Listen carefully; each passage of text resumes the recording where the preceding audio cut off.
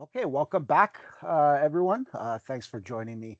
In our last class, we talked about kiosk devices a few days back, and again, I want to elaborate a little bit more on what a kiosk machine is and how the different restricted user experiences within it.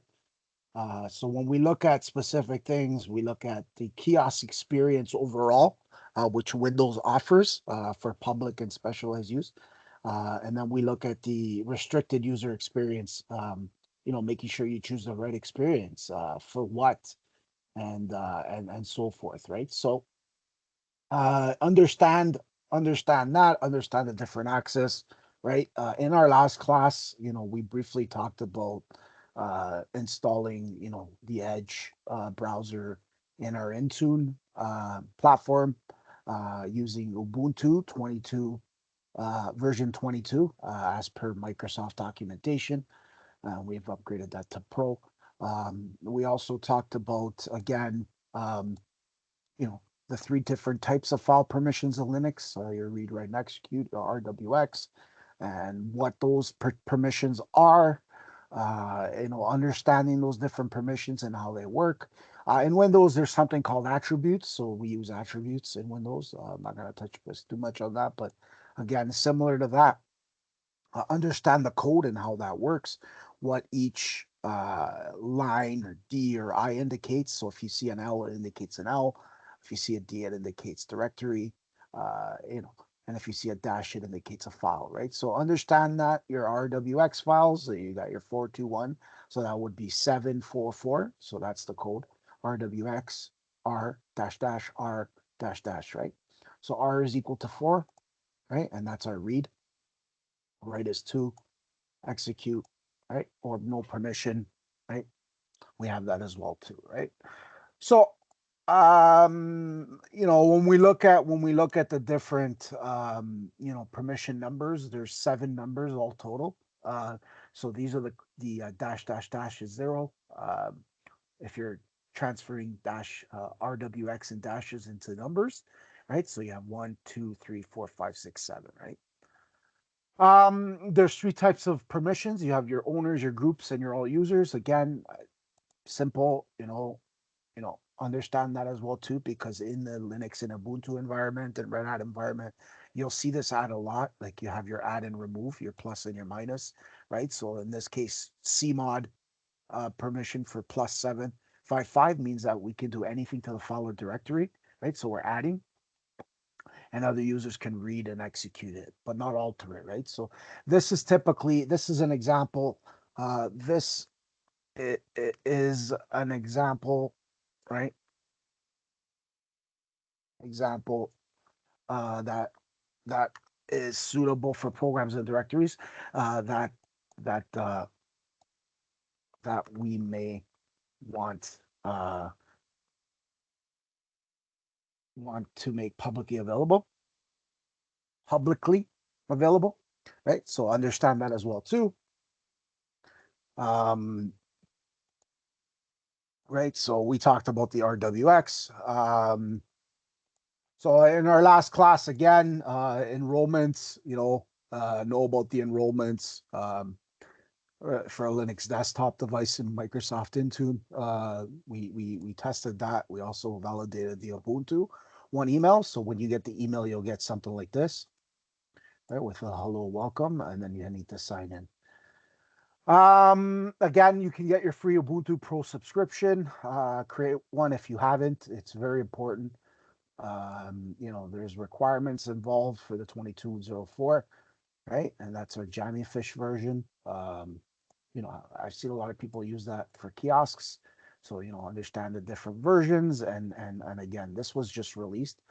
Oracular Oriole, which is a new release, and that's going to be supported till next year, July. Our Microsoft documentation only states the 2204. So again, I want you guys to try that out and see how that works for you. Um, these are the alternative architectures. Again, please try these out. They're optimized, for ARM chipsets. So download the ARM chipset ISO for that. 64-bit ARMs, right? You have your IBM Power, IBM Z, and Linux One leverage, right, for the IBM Z S390X. And these are alternative. Again, these are alternative. Again, if you need the Ubuntu releases, go to the CD image for specific architectures, right? So we can go to the architectures page, and this is very, very, very important.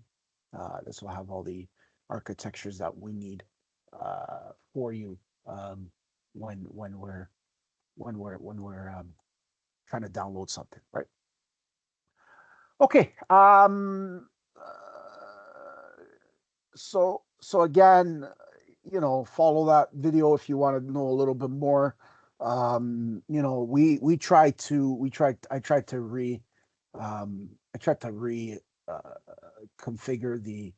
I noticed the error was here, so I wasn't able to create the correct the problem, right? So you'll see that there was some broken packages. So I tried to recreate it, and it seems like it's not. I don't know what's wrong with it. It just seems not to work. Again, you guys kind of get the gist of things and how things are to work. If you watch the video, you'll see step-by-step instructions on how to do it. So again, keep trying it, keep going at it. Eventually you'll get there. So again, we move on, and I see this needs an update. So our Workstation Pro 17 needs an update. So I'm going to check for updates, and I'm going to download those updates for you so that I'm up to date on the version. So looking back at kiosks again, we talk about kiosks and how can we set a kiosk mode in a Windows 11 machine. Yeah, it's important to know that too. So I'll show you guys how to do that as well too. And we'll go there. Okay. So I'm just going to download and install the new version, 17.6.1.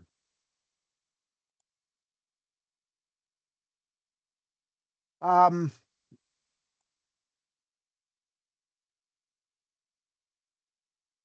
so I'm going to open up my developer template machine.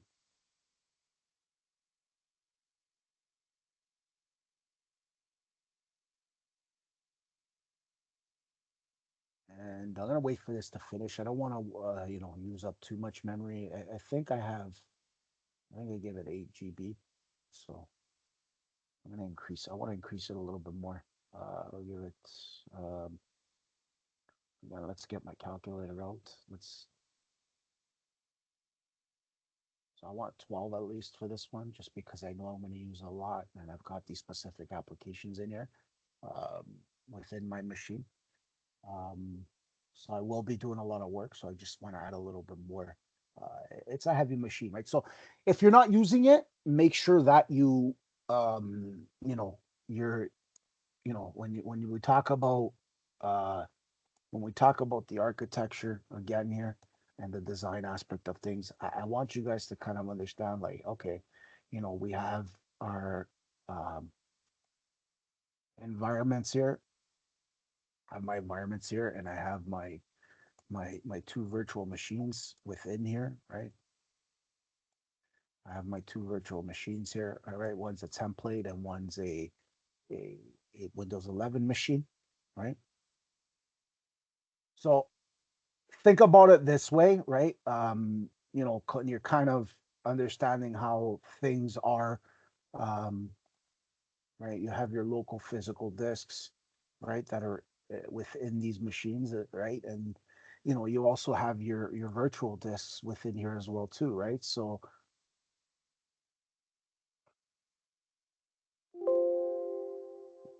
just change the color here, but okay. So you have your physical disks, and you also have your network cards, right? So you'll have your network cards, right? So you know that works. Doesn't matter how many network cards you put. Again, you guys can also use nick teaming for that or whatever. It's all up to you how you want to use it, right? And you have your NTFS file system here, and you have your NTFS file system here, right?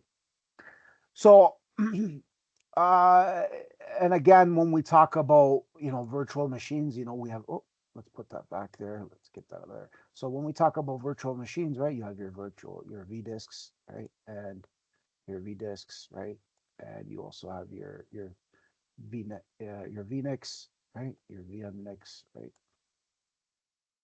right? So that's that. And you know, if I grab this section here, I'm gonna grab this whole part here, right? Right click, and I'm gonna copy that as an image. I think the last time I had that, um, right? So I'm gonna make this a little bit smaller, right? I've copied that as an image, right? So that's my image of my laptop, you know, and when we talk about it again, you know, I'm using my hypervisor software, right, in my Windows machine. And when we talk about that, I am, you know, using Workstation Pro, right? Right. And we also talk about the cloud here, right? I'm using internet, right? So I'm connecting to the internet for this, for some instances, right? So if I need something, I need to connect to the internet. I have that internet passage, right? Between the machines, right? So whatever synchronization or inclination I need for that, we'll talk about that as well too, right? So, um, you know, again, I'm on my hypervisor machine, and I've created these two bare metal machines with an operating on top of it. So, you know, understand that as well too. Um, right, right, and I want to select this. I want to move this a little bit up for you guys. Right, cut, and I'm gonna paste that a little bit higher. Right, I'm just gonna put this on top of here. Um, so again, you know, understand the different layers of how the layers work, right? So when we talk about layers, we talk about our operating systems, right? Our OS, and that could be a server or it could be a Windows 11 machine. So this is a server as access our D, and then this will have our OS, right? Our apps, right? So this one will have our apps that are installed, right? And same thing for here too. This is our OS, and in this instance, our OS is Windows 11. Sorry, Windows. You look at this. Yeah, let's say yes to that. Yes, yes. And I'm going to cancel out of this. Cancel out, and I'm going to reopen up our environment. So this is our Windows 10 machine VM, right, and our DC VM. And within here, I installed my hypervisor, right? So this will have my hypervisor in here, right? So if I'm copying, if I take the image there, copy or cut, right? And then paste. Right, see if I can paste that into my machine here. To my drawing, sorry. So if I open up my drawing, right, I'm going to install again. Um, this is going to be a Windows 10 machine. Oh,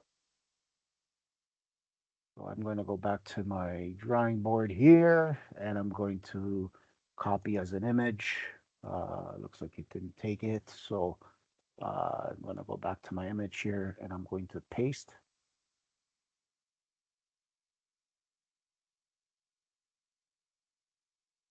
Okay, there's my image, right?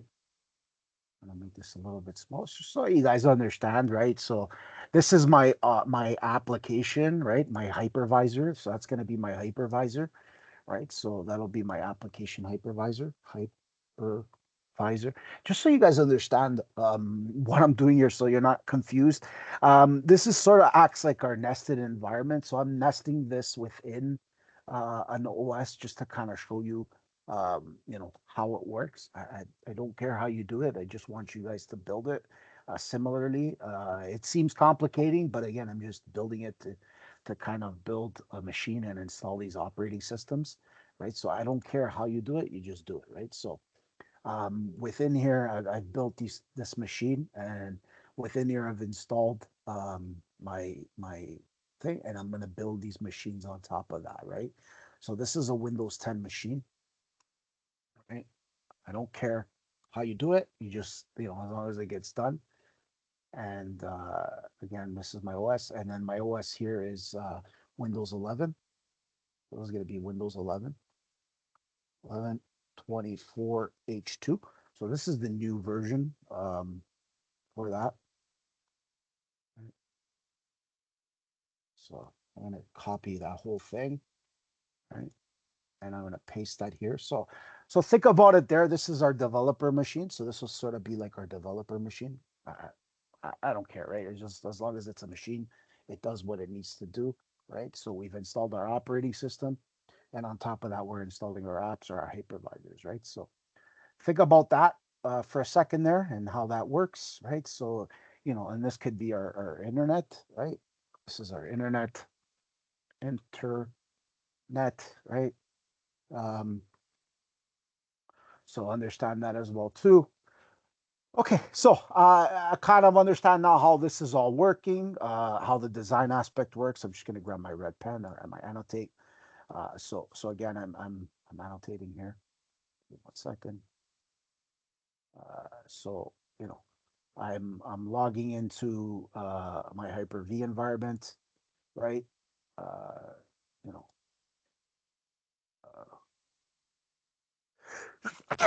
excuse me.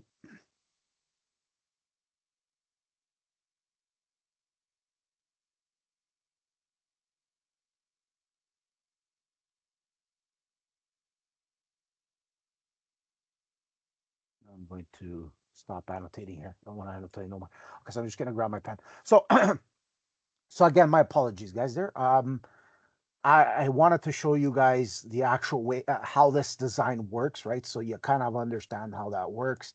And me as an admin, I'm the administrator, right? The admin.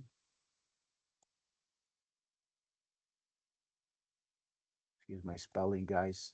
Right. So again, I'm an admin that's controlling, this hypervisor environment, and I'm controlling this nested hypervisor within a Windows 10 environment where I have my machine. So I'm physically, if I'm logging in, I'm physically going here, right, from my machine.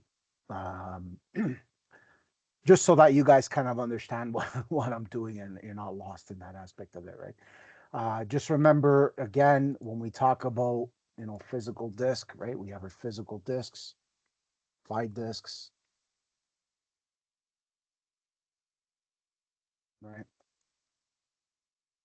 5 disks, and this is my physical NIC or Ethernet 0 we call it, right? And then the next one will be Ethernet 1. So you'd have Ethernet 0, right? If we're moving that over here, that's 1. And then we'll go here and we'll paste that and we'll call that Ethernet 1, right? One could be, again, for NIT teaming, or it could just be separate, providing VLAN, or it could be providing whatever our bare metal machine wants, right? So this is a basic bare metal machine. Um, Again, it was a bare metal machine that's used for a domain controller, right? So that's how my design is. Again, it can run whatever we want it to run, right? And this is just a client machine that I want to do for testing and virtually, right? So this is a client machine, uh, bare metal with an operating system, with an OS, right? A client machine for testing. Again, in our private environment, right? So again, these two machines are right. They were developed for that process. This one here is my this one here is my clone template machine. So I've created a template machine, right? Right, and this one here is just a live machine with an operating system, and it has all the sysprep stuff that's in it. So whatever I saved within it, that machine would have it, right? Okay, so you guys kind of get the gist of how things are here. We're now going to use this. I want to use this as a kiosk machine. So in this instance, I'm going to use this as a kiosk, right? So this is going to be a kiosk machine running Windows 11 in our on top of our hypervisor environment, right? So I'm gonna just click next here. I'm gonna stop the following process. That's fine. Next. So I need to shut it down. I'm gonna shut this down. I'm gonna shut this down. It looks like it's still booting. Uh, Update is pending here.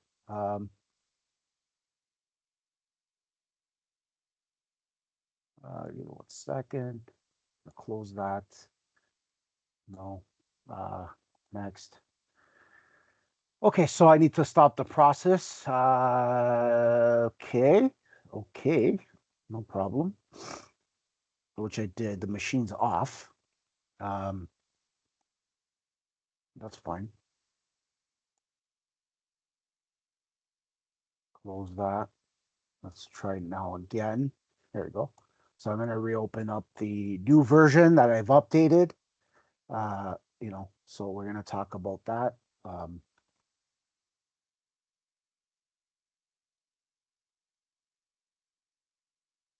Make sure we're going to be using 64-bit. Again, this is all 64-bit machine. Then we also talk about the how the infrastructure is as well, part of that, and how I built those machines and how I designed those machines.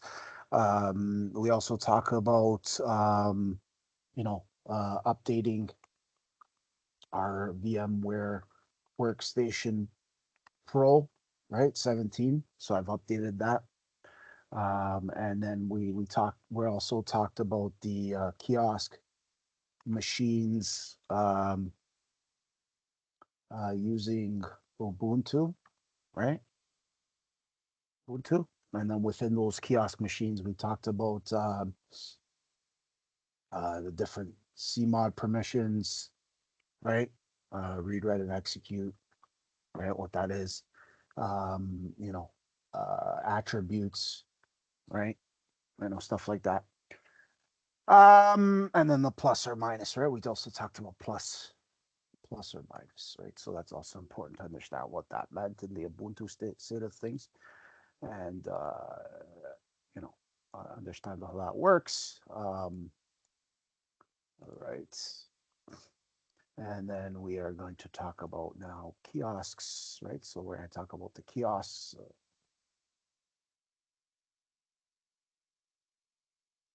Design. Okay.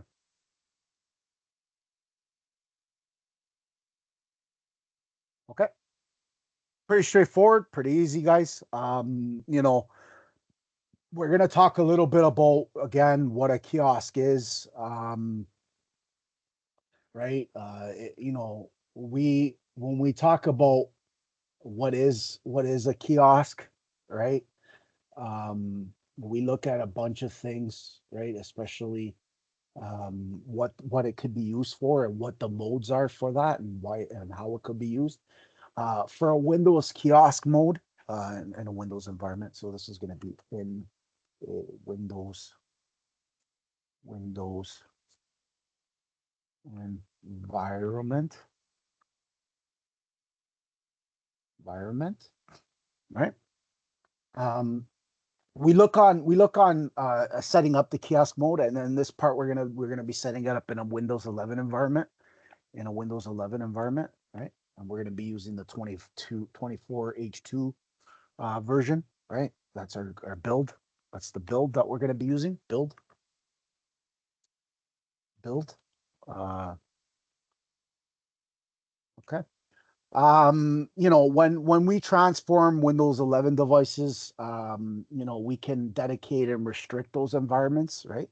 So we can dedicate and restrict, right? We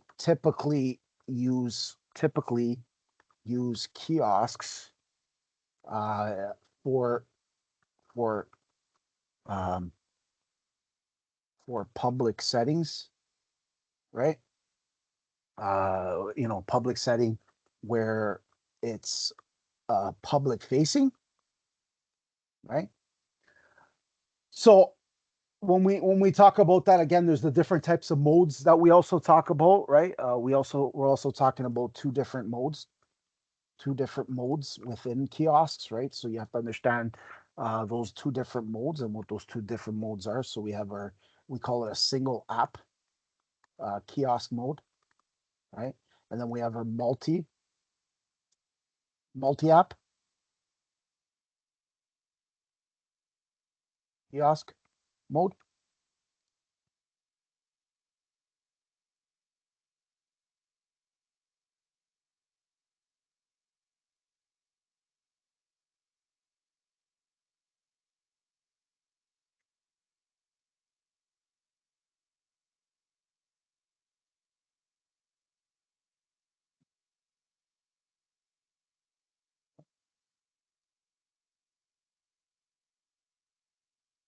Okay, sorry about that, guys. So again, we have our multi and single mode apps.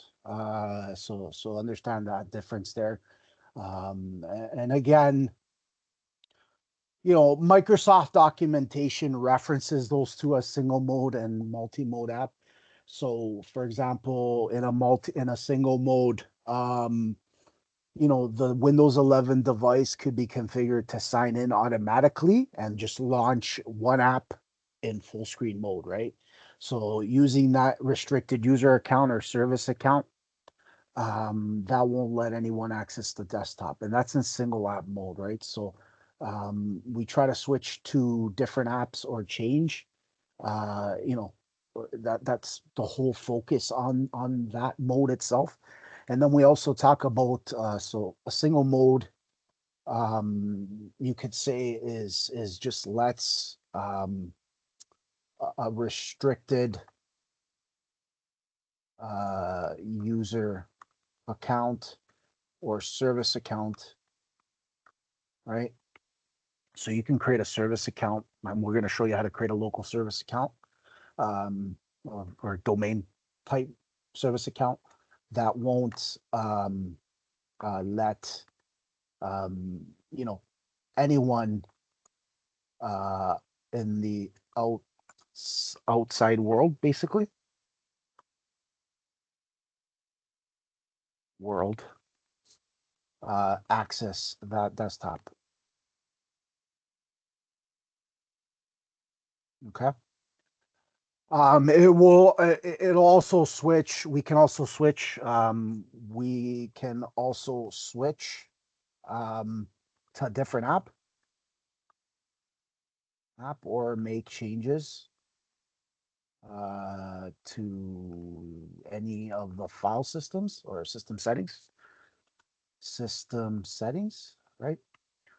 Right. So understand what that is, and how that works, because that is important when we start talking about that. And you'll notice that there's a single app, plus there's you'll have your single app, right? And then you'll have your multi-mode app, right? So um I'll send you guys some more notes on that. I don't want to use too much of I don't want to, talk too much about it, but make this more of a long lecture.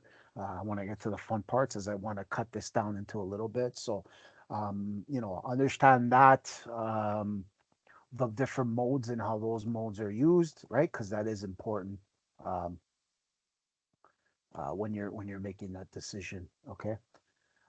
Again, multi-mode, in something like in two words, like in a few words or less. If I were to talk about that, um, those are just those are kiosks that are shared by multiple people, right? That makes sense.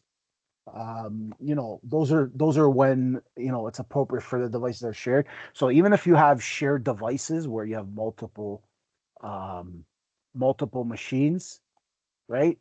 One machine with multiple users logging into it, then a kiosk machine would be the way to go. So we can launch again, they're shared by multiple people, and we can launch uh, you know one or more apps type of thing. from the start menu or from the desktop, right? Or desktop, right? So just to make it easy for you, kind of understand how that works. Um, so when we use kiosks, the people using it should see a it's customizable. You should it's customizable, right? So it's customizable, right? So it'll be a customizable menu, interactive menu that shows the apps that are allowed, right? And with that approach, again, we can configure different lockdown experiences, lockdown mode experiences, or GPOs, right? GPOs, right? You can do that too as well, right? And understand how that works. Now, the mode, how do we set up the kiosk mode on Windows 11? And I want you guys to understand that there's several ways to configure this kiosk mode. Again, several ways, right? And again, again, you can configure it in a single or multiple UWP app, right? Within Intune, right? So we can configure this locally, right? Right on our Windows 11 machine. Sort of what I'm going to show you. Device, right, which is going to be shared. And again, when it's not just, we can have multiple apps or we can just have one app. Again, it's all up to you and how you want to design it. So we can set up a kiosk mode for this Windows 11 machine, all right? And we're going to be using a 22 H2 build, 24 H2 build, which is the new one that came up, right? So we'll configure this locally, and I'll show you guys how to do that. And again, we can also configure the mode with single or multiple UWP, right? Apps, or desktop Win32 apps, right? Win32 apps, right? And must and must have a local user account, right? Right.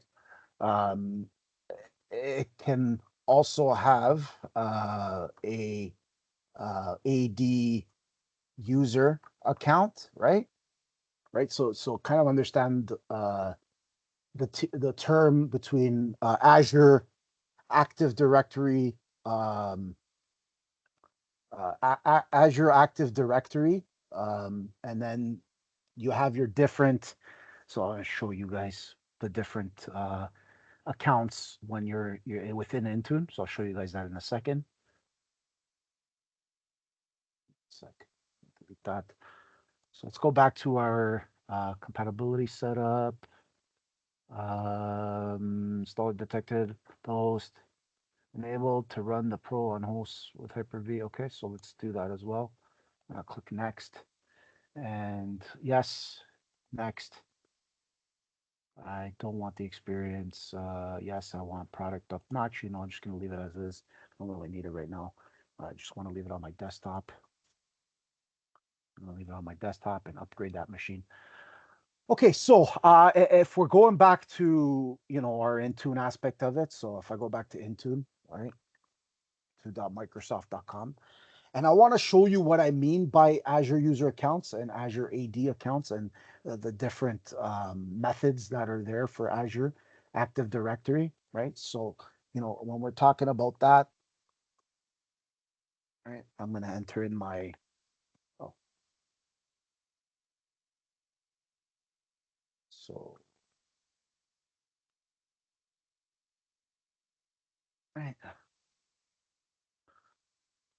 So again, I change my password every so often, so I want you guys to do the same thing. Make sure you guys are changing your passwords regularly, so that you have accountability on managing that in their test environments. So I have the Authenticator app on my phone, so I'm going to go ahead and approve the sign in. I have multiple other methods that I can use. Again, you can use a Titan key, or we can use a UB key, or UB key, or any other method that is available.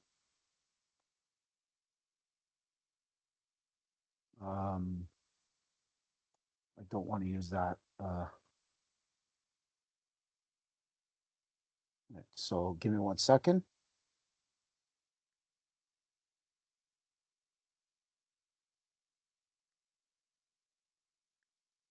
So if I were to explain to you, guys, I hope you guys understand how I'm explaining this to you. Again, at any time, you can always message me. Stop the video, send me a message saying, hey, I have a couple questions for you. I'm a little curious as to what that is. Can you help me out? Um,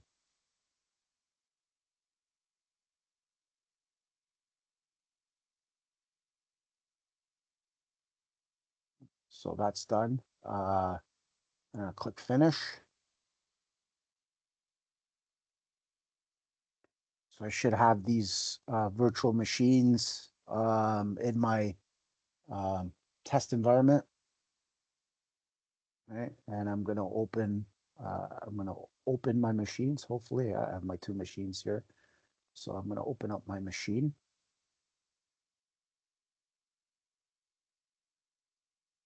There you go. And I'm gonna open that machine, and I created this machine a few weeks back.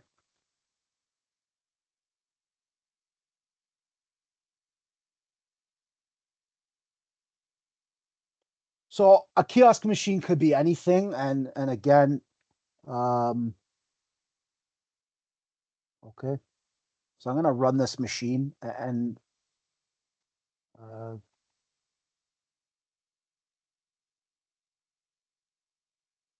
run this machine one more time.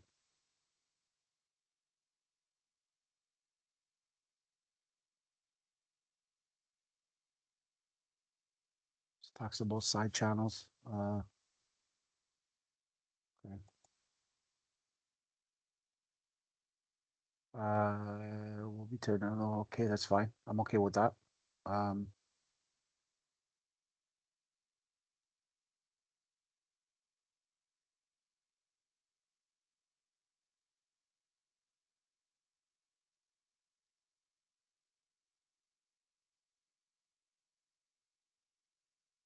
okay.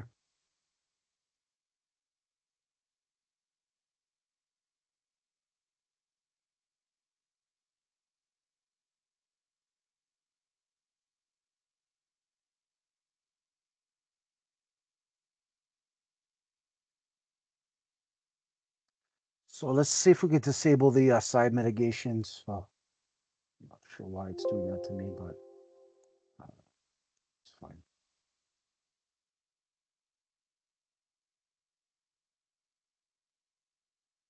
All right, so I need to disable the sidecar mitigations. Again, my apologies, guys. Well, um, advanced uh,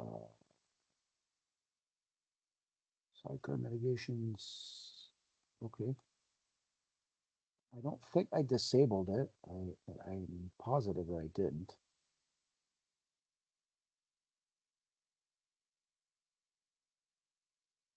Okay.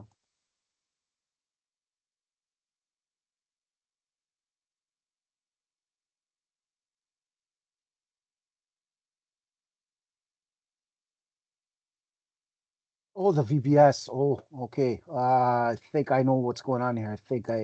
It thinks it's a Hyper-V. So I'm gonna go to here. Huh. I think I've enabled that. No, I didn't enable that.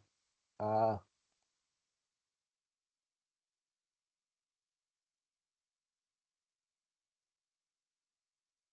should be good to go.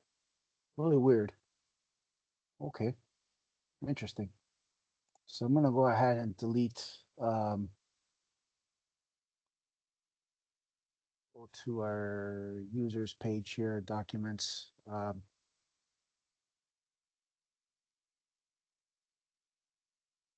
Okay, documents.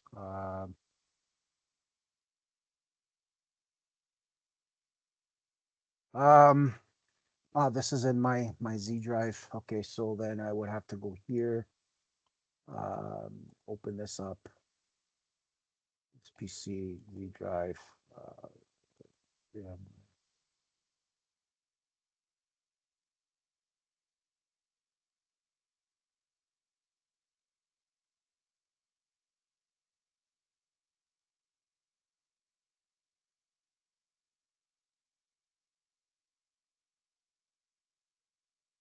What's that, guys?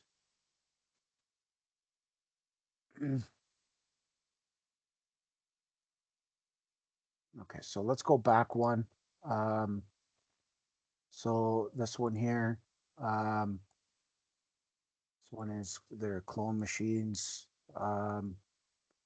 So this one here is 24H2, this one. Uh, okay, so I'm gonna delete that. All right, and I'm gonna reopen that with a VMX file. I hope I didn't do anything. I didn't change anything to this machine. Really interesting. Don't have virtualization enabled. I think let's go on my machine here. See if I enabled it by accident. I don't remember. Yeah, I think I did. So I'm gonna shut this off. And I'm gonna disable my machine here. So my bare metal is I've enabled Intel, so I think that's what the issue is. So I'm gonna go ahead and shut down the guest. I'm not gonna power it off. I'm gonna shut it down. Right, and I'm gonna restart the machine. And as I restart the machine, you know, we can open up the internet and um, we talk about the kiosk modes here, documentation.com.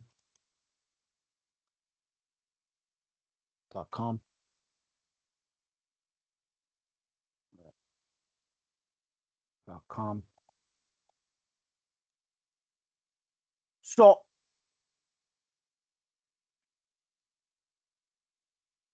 so in our Windows environment, we just go to product documentation and go to Windows because it's part of the Windows environment. And then our Windows client environment, we talk about configuration.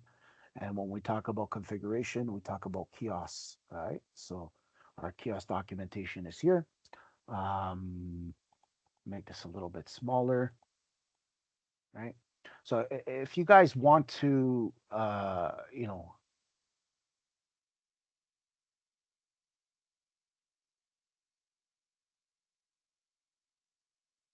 you guys want to know the two different options for public and specialized use, again, there's the kiosk experience. Give me one sec.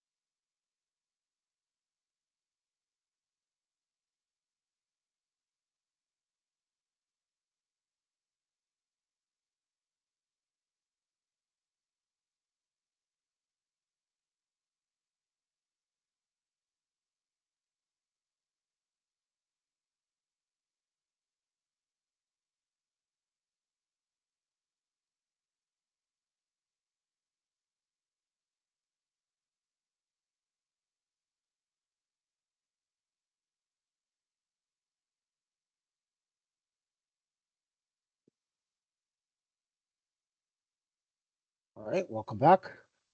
Welcome back. So again, you know, we talk about the two experiences, the restricted user experience and the kiosk experience. So again, when we talk about the kiosk experience, right, this option runs a single app, sort of what we're talking about. It runs that single app and that single app mode. Um, right? So, you can offer two different features to configure that experience. So the universal platform, which was what I was talking about, right? So you have your assigned access, right? Or your Microsoft Edge in full screen above the lock screen. So when the Kiosk account signs in, that Kiosk app launches the universal platform. So that's something else that I want you guys to know. When we talk about that at 132 apps. We can also have shell launchers, right? So we can configure a device to execute the Windows desktop app as a user interface. So the application replaces the default shell, right? So explore.exe that runs when a user signs in. So this is a type of single app kiosk that doesn't run the above lock screen, right? Um, so again, when we talk about why, we also want to talk about, cost effective, reducing wait times, experiences, and customization and flexibility, right? So that's very, very important as well too. So again, when we talk about the restricted user, let's go back here. Let me type that in.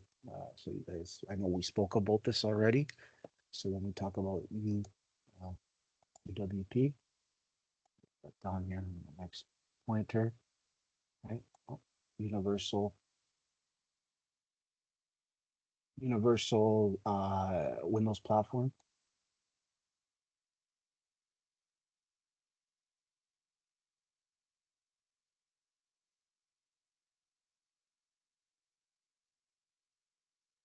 right? So understand how that works.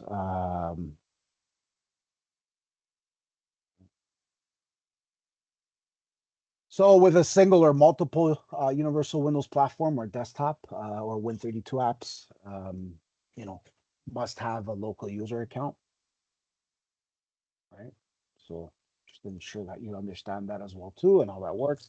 And it can also have an AD user account. So if we go back to our Intune platform, sort of what we were talking about before, um, I may have shut it down this. Okay, so I shut this down. I'm going to go back to my processor and I'm going to remove the Intel option here because this is not Hyper-V. I hit OK. Right, and I should be able to okay, yeah, that's fine. Four processors. Okay.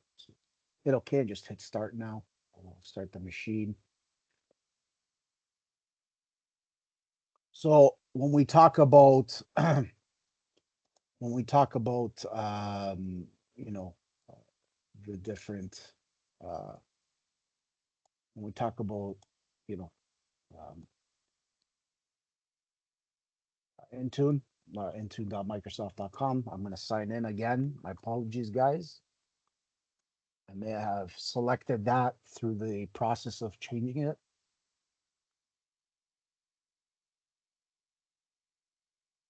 I hit enter. And I'm going to use my Microsoft Authenticator app. So I'm going to approve the sign in again. All right. And I wasn't able to last time. So hopefully that incident that happened last time, we resolved it. So if that happens again, ensure that you read before we accept anything and not just click, click, click. And remember, guys, when you are following along, don't, if I don't click, you don't click. Again, if you click by accident, just stop the VM and you know re-enable the Intel VTX option, which I've enabled by accident. So um, when I was upgrading the version, so uh,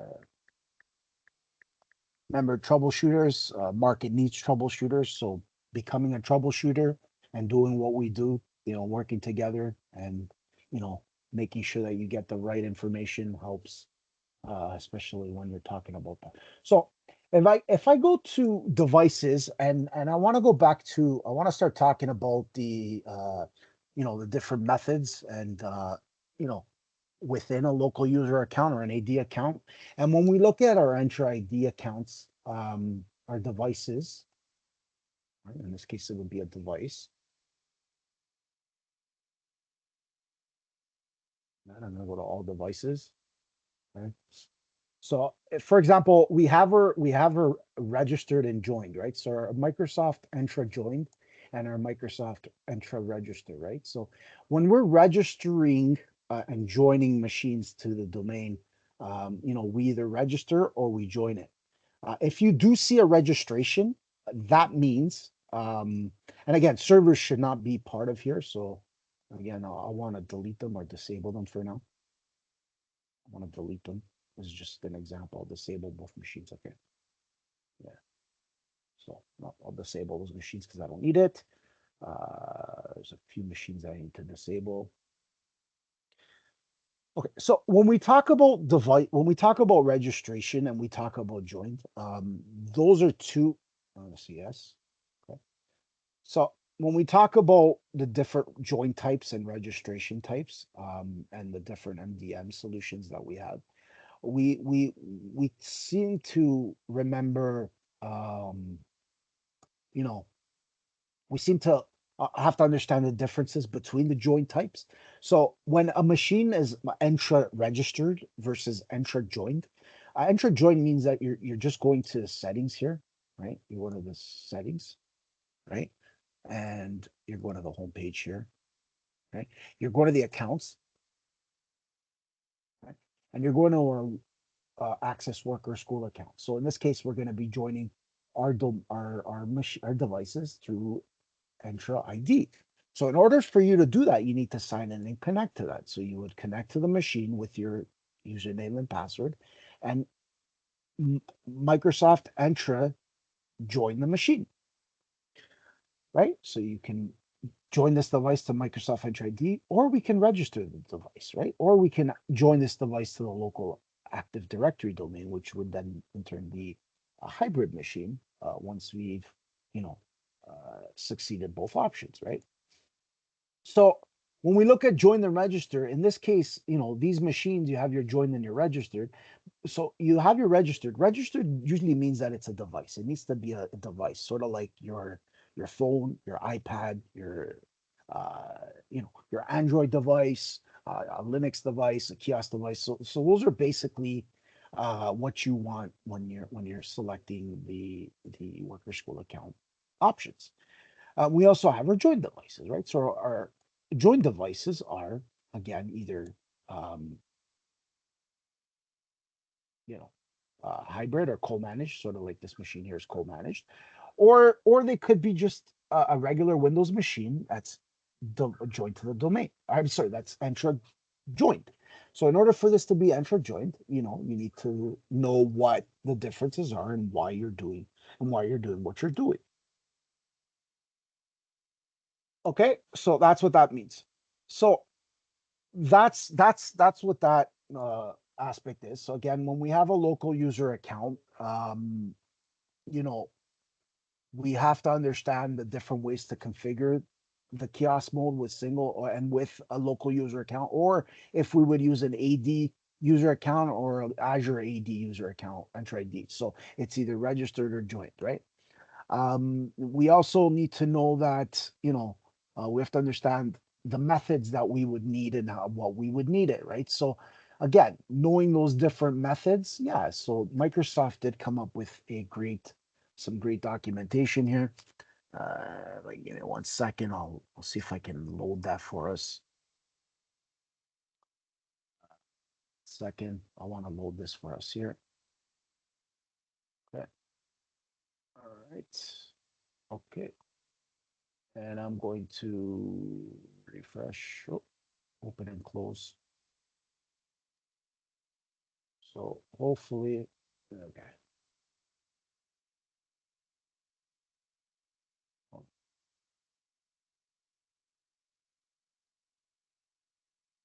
So, understanding the different, you know, see if I can get the website for you here.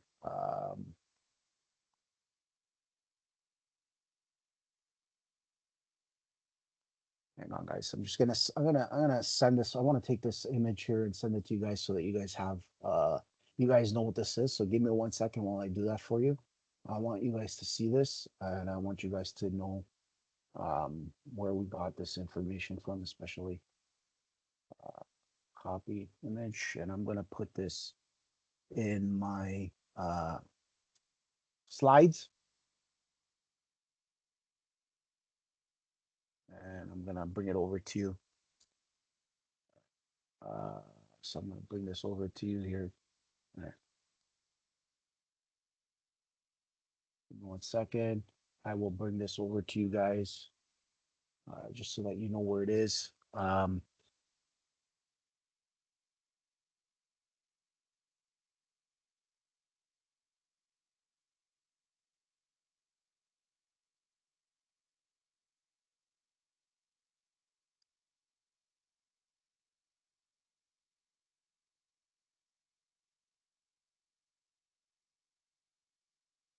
And the Microsoft documentation here is pretty self-explanatory. It's got great documentation here.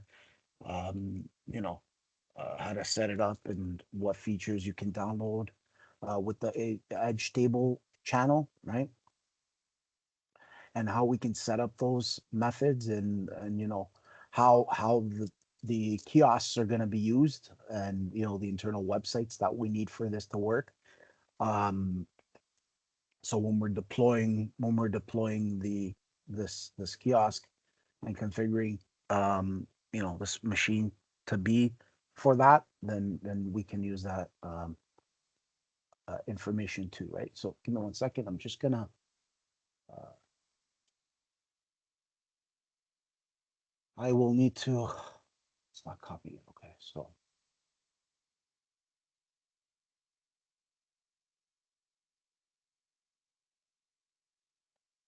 give me 1 sec. My apologies. This is great information for you guys. This is good info, especially when you're deciding what account types to use and why to use it and how to use it. So when we're building this, we're going to show you how to, and this is all um, important. So let's go back here. Let's open up my um, this info here. Let's go all the way to the bottom. So here's the method. Here's the method that I want you guys to take a look at, and this is important info for you guys. So if we look at you know the assigned access and settings, so and our universal Windows platform, and our account types. So for single mode app, we're going to be assigning access in the settings, and I'll show you guys how to do that as well too, right? And you know we can follow the link, and I'll show you the links where that information is, and I'll show you guys how to do that you know in this video as well too. Okay, so any information I'll send you links on if you guys missed anything or want to learn a little bit more. So remember, these are the different methods. So you have 1, 2, 3, 4, 5, 6, 7 methods, right? And then you can either create this app if you want this app as a Windows desktop app, or you know, or UWP, which is a universal Windows platform app. And then our account types are either local standard user, Active Directory, local Active Directory, or Microsoft Entra ID, right? So it can be registered or joined. In this case, you know, kiosks, I think we should be able to use registered. Again, don't quote me on that, but I would recommend uh, that option for that, right? Um, so you know, uh, you know, as we go back to our drawing again, you know, we have our kiosk machine here. You know, we had a little bit of an issue with the Hyper-V, so you know, I'm now logging into this machine, and I'll go back to that and kind of show you. Um, let's get started. I just want to get started here. Um, you know, when we're setting up a Windows kiosk in Windows 11, a Windows 11 kiosk, right? We need to know how to enable the kiosk mode in the GUI interface or PowerShell. It's totally up to you. So we need to know a little bit about that because that is important. Um, you know, understand the design aspect of it and how it works for single or multi app. So in this case, we're just going to do one app with a local account. So if we sign into our Windows 10 jump box, right, and our jump box, or right, we're logging into our jump box here, and we're gonna open up our, we're gonna log in as an administrator. So we're an administrator on this local account, and within this local account, we're going to create another user, right? This can also be service account, right? It could be a service account as well too. So if I were to go back to, you know, my AD, this could be a service account that I want to create, right, in our Canadian data center, right? So in our Canadian data center, I can create, you know, a service account in Ontario and Quebec to have these. So let's say in Quebec, I want to create a new service account user. So I'm just going to create a user, and I'm going to call this Kiosk. Right. Again, it all depends on the if your domain joined. So this is going to be our let's call it Quebec, Quebec, uh, Quebec kiosk, right? And then we're going to give it the same name, right? And this will manage you know, all the kiosks in Quebec, this account, right? And you can degradate this specific account if you want, right? And then, you know, create that new object. In a service account, users cannot change the password, right? We're not gonna, right? And the password should never expire.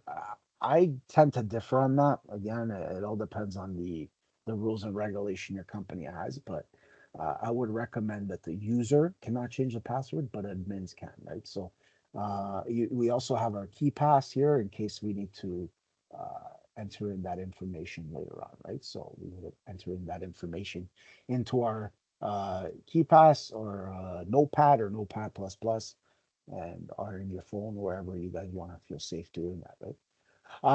This account is not disabled. We don't want to disable this account, so we're going to give it one password for Quebec,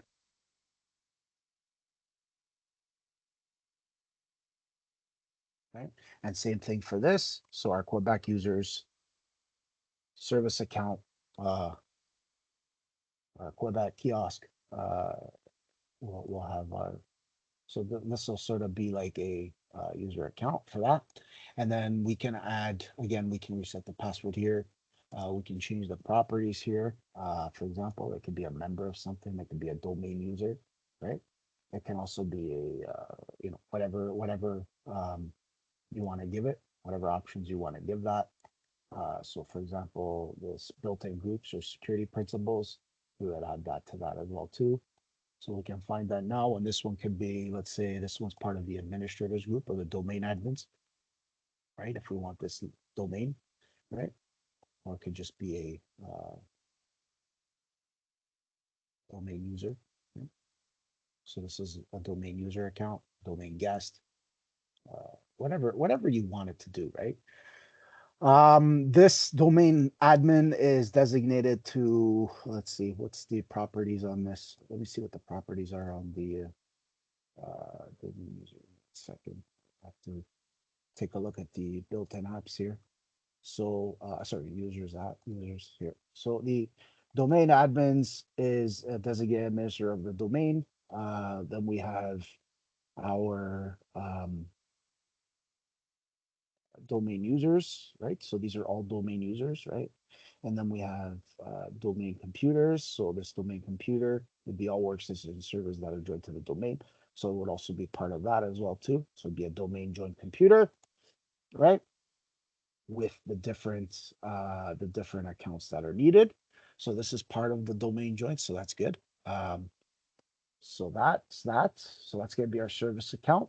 And again, this could be domain joined or local, right? So again, that's how you create a domain joined admin or user or guest or enterprise admin or whatever you want to give it, or schema admin, right? So it could be administrative that, or it could be a user type administrator, right? So that administrator now would be an administrator user.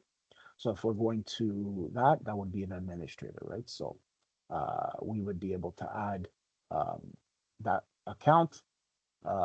This guy here, he would have be a member of admins, right?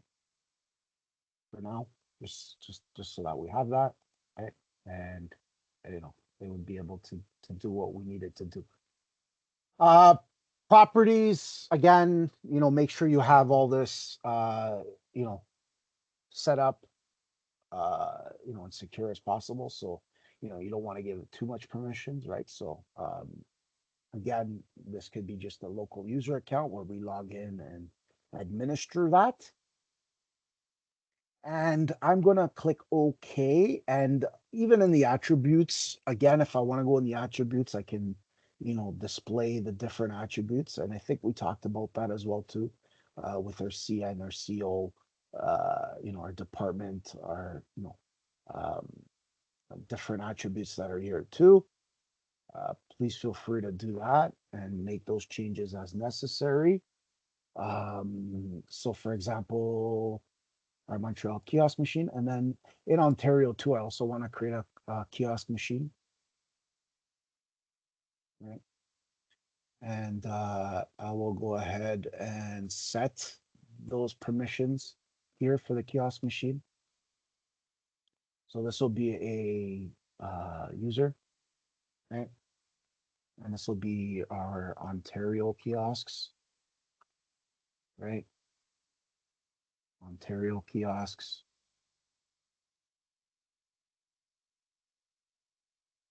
Kiosks, right?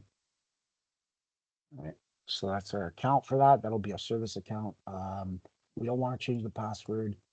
Um, we want the user not to change the password, and we want the password to never expire.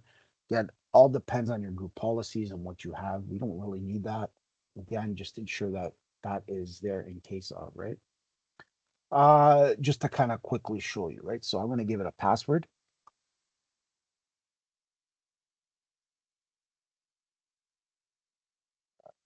And same thing. Right? I'm going to click next. Next, and finish. So I have my two kiosk users in Canada. I can create one in the States as well too, right? I can have my American Boston kiosks here too as well. So if I'm creating another user here, I can create another user in this container and call it Boston kiosks, right? It all depends on what you need it for, right? And what you're using it for. So I'll just copy and paste that, right? And then hit enter, and then same thing. Uh, Next, next and finish, right? So I need to go back and give it a password. I'm going to give that the password.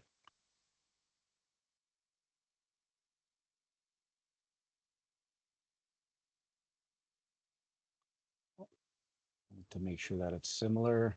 All right. So again, my US data center will have those kiosk devices again. Right. User cannot change the password, never expires, and click next, finish. Right. I am then going to, I also want to disable this account for now because I'm not going to be using it. So I'll disable that. I want to ensure that it's protected as well too, the object. Uh, so I'll protect that from deletion. I don't want it deleted. We're going to go back to our Ontario groups and we're going to do the same thing. I'm going to use this as a test for now, right? And I'm going to protect it. So we use the Ontario kiosk. Um, Object, protect, apply it, okay. Remember, when we create these specific users, right? These are our users, and again, it can have delegation, it can have whatever you want it to give, right? So, you know, just ensure um, that information is put in properly. So, for in this case, for Ontario, we're going to put Ontario. That should create the Um, should create the object as protected, right? And that should now create the OU,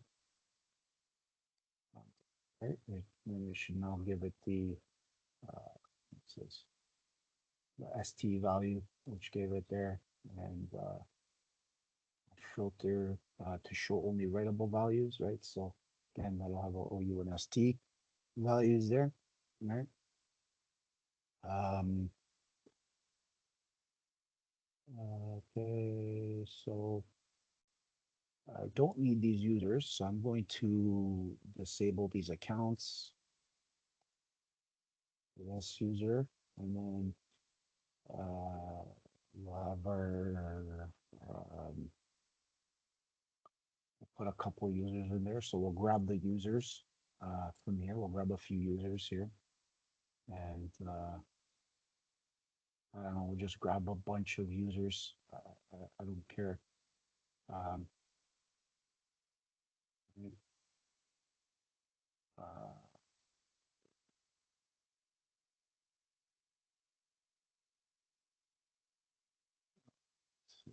again, so I'm just gonna grab a bunch of users and move them to our Canadian data center, and we're going to move them to Mississauga. Hit OK. And then you just have some users here. We have some fictitious users here that I've created via script. Right? I've created this via script, and I'm going to disable these users for now. It doesn't matter, just to put a bunch of users in. And we can also put we can add a security group. Um, right? We'll add a security group, right? And we'll call this project managers, right? So your global security group, right? So we'll have a security group, and within this, we can add, myself, right? Project manager. I'm the project manager. Check the name, and then I'm part of the project managers group. I hit OK. So yeah, that's about it. I got my kiosk machine. I think in Quebec, I'm gonna disable this user because I'm not gonna be using it. So I'll just disable that since I don't need it. Um, these are, we'll call these global users, right? So these are global users. Right, so I created just a bunch of users in there fictitiously and the kiosks, and I will create another group, and then I'll call these, I don't know, Windows, Windows devices, right?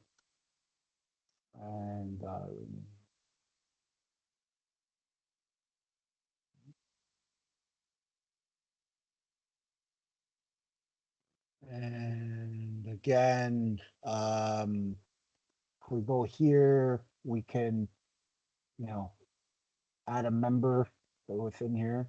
Okay, advanced, and find now.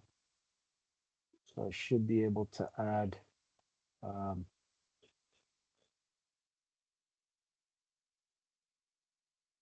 and I'm going to go on my global users, do Control A, right click. I'm going to disable all these users since I'm not using them, right? So I'll disable all these users. Okay, and again, if I select all of them again, right click, I should be able to, add a description. These are just, I don't know, onboarding, right?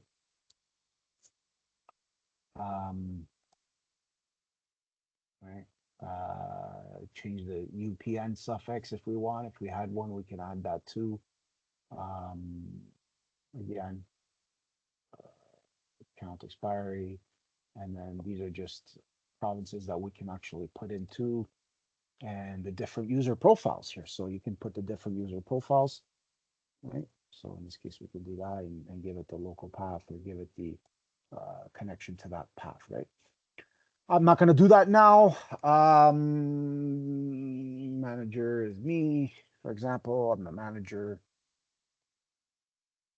right? So I'm going to look for me, manager, right? And I'm going to hit apply. Okay.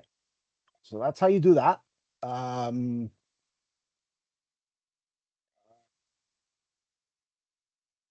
So that's that. And okay.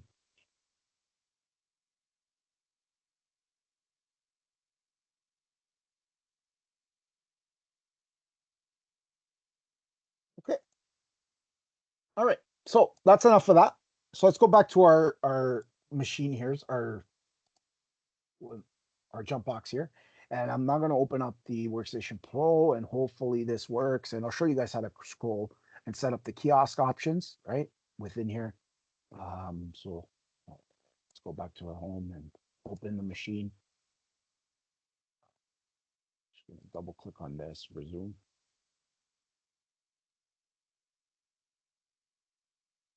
So this should now, what was up? That's fine. Does not support until, what's going on here?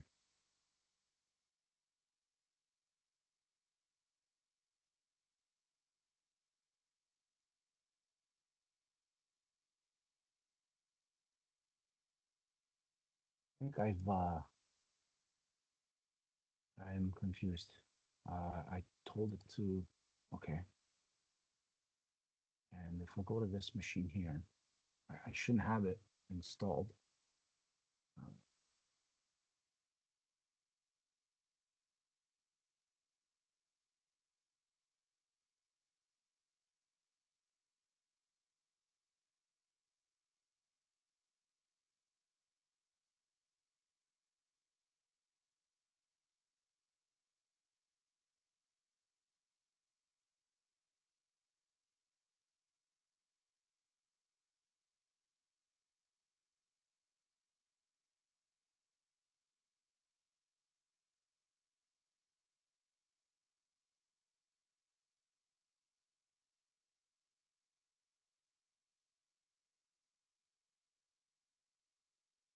Okay, so I'm going to resume the guest again. Now I'm just going to power it off completely.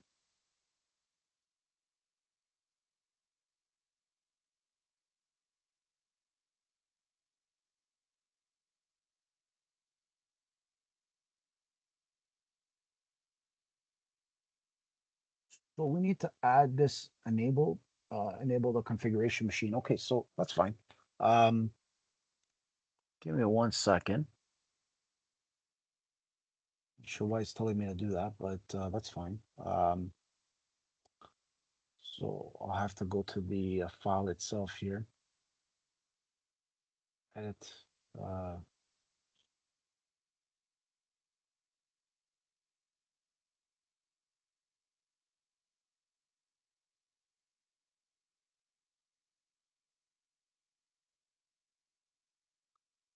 'Kay.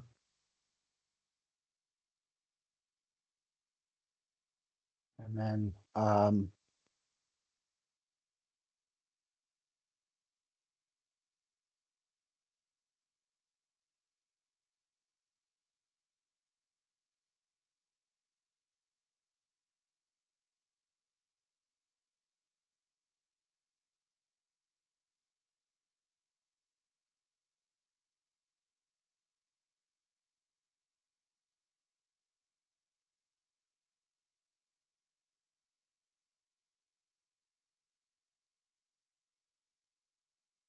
1 second, guys. Okay. So, okay, so we'll have to add this in here. Saying to add this in this line of code. Not sure why. Okay. So v dot enable equals true. Let's do that. Let's save that. and try again. Save, right? So see if that helps.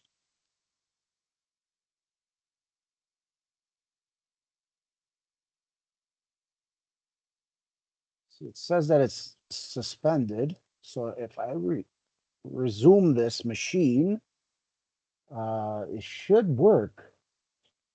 So I've enabled the configuration, right? Um, this is so weird. Just gonna power it off. All right, so I'm gonna power off the machine. I'm gonna power it back on.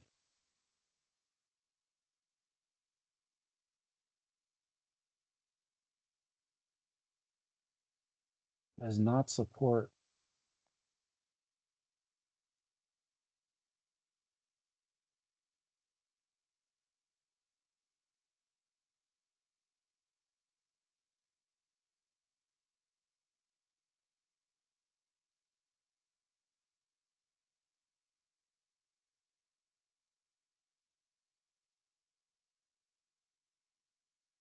So if I go to the VMX file and I open with Notepad and I make this a little bigger and I go to word wrap and I've added that true, it should work.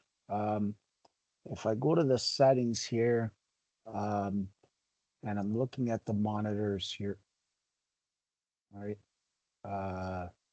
one of the options that's enabled, advanced is enabled, um, secure boot is not enabled. Okay, so I'm going to close that, power off the machine.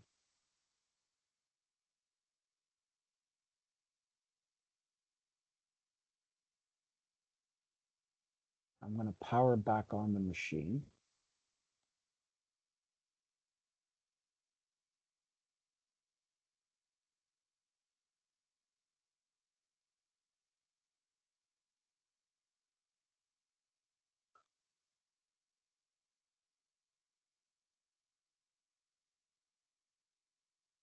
Power on this machine. Display. Okay, take that off. It's fine. Options. This is a Windows 10.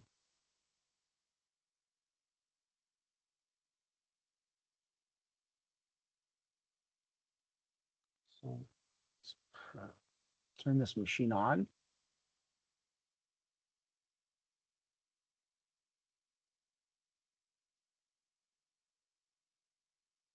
So again, when we talk about the kiosk machines, again, I apologize, guys. I'm just getting to. It seems to be a little bit of technical difficulties with my Windows 11 machine. So I'm just gonna, I don't know. I guess I'll just make a copy of it and create a template for that. Again, if I have to, not a problem. No issues here. So I'm gonna log in as my admin.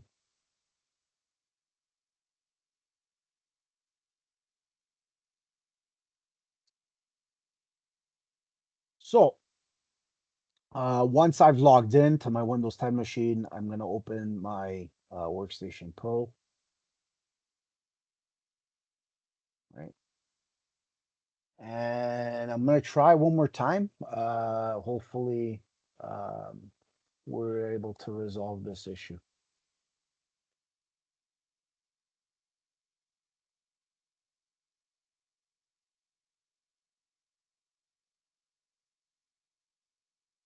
I don't think I have, but that's fine. Did I enable it in my template machine? I am not sure. So let me double check. Yeah, that enabled. Um,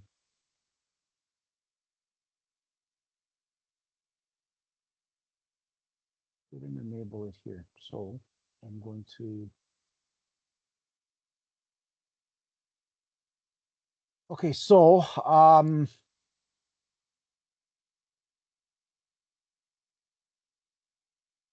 move that.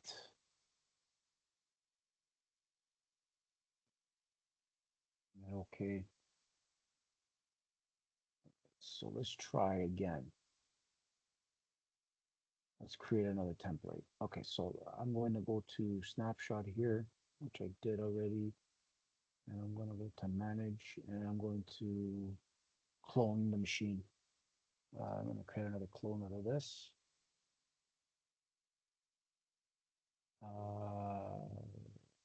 Okay. Current state of the virtual machine. Yes, I want the sysprep stuff. I want a full clone. And I'm going to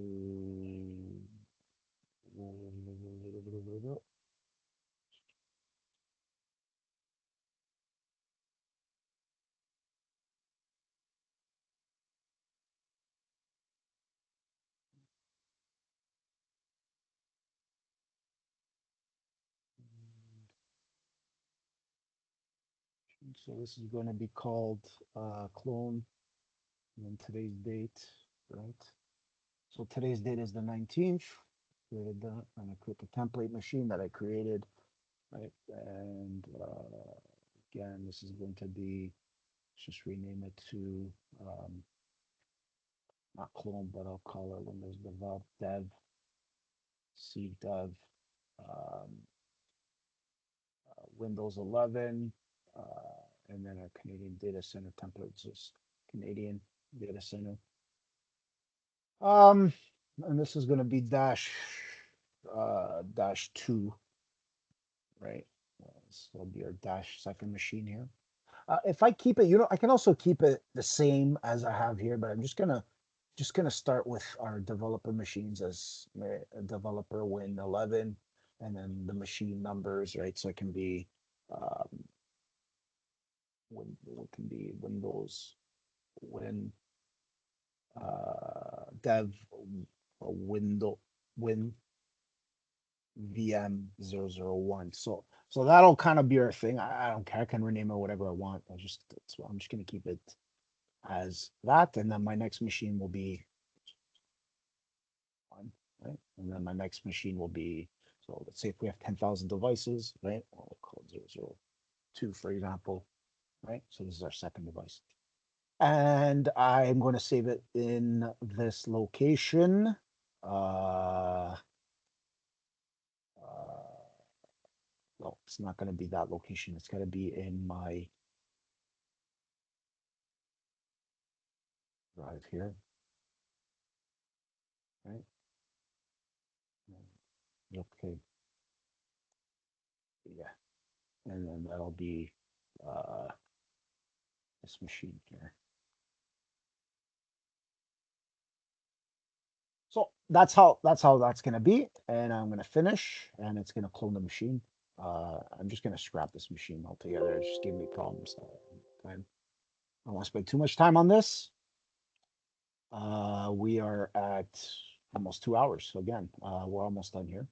So I'm just gonna clone this device quickly. Once I clone this device, we'll show you guys how to set up the device kiosk using the Windows 11.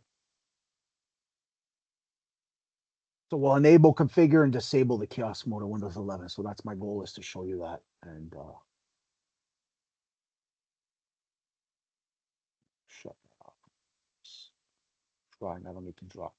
So if I go back to my, right, we are going to configure this locally on Windows 11 device, and we are together, we are going to, oh, together, we will enable, configure, and disable kiosk mode on my Windows 11 24H2 VM. Okay, very straightforward, easy. Again, when we're doing this stuff, again, be prepared to troubleshoot this.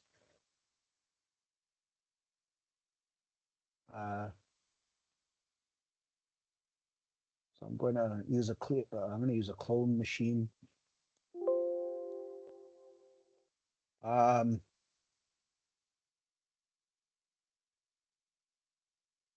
so I'll have to create that.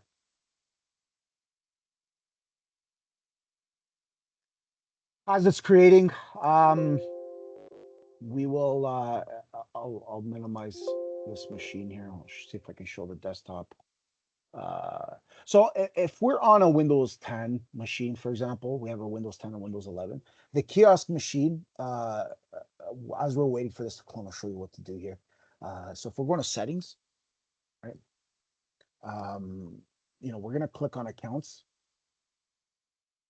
So we're going to go to settings, click on accounts, right? And we're going to go to other users,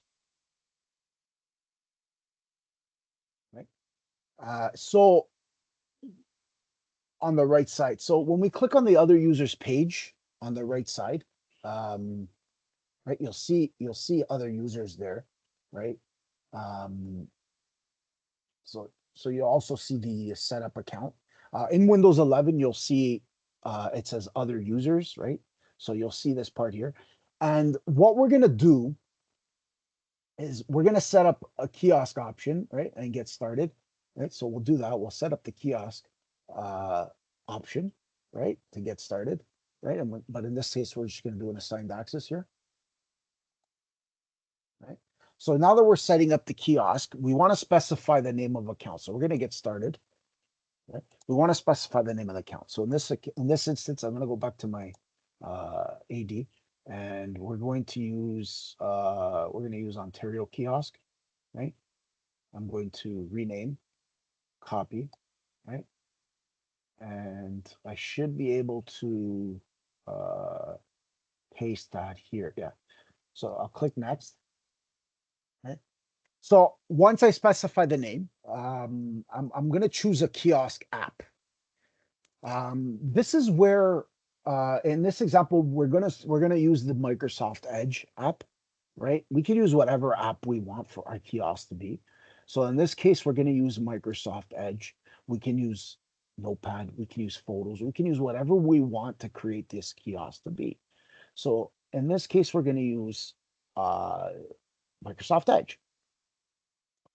Once we've selected Microsoft Edge, we're gonna click Next.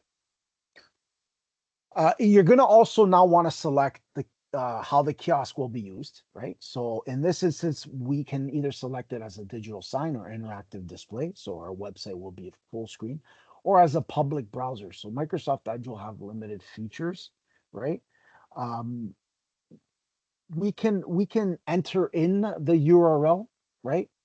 um, the website URL that we can display in Edge, and then we could specify an activity. We could specify when Edge should be restarted, et cetera, et cetera, et cetera. Right.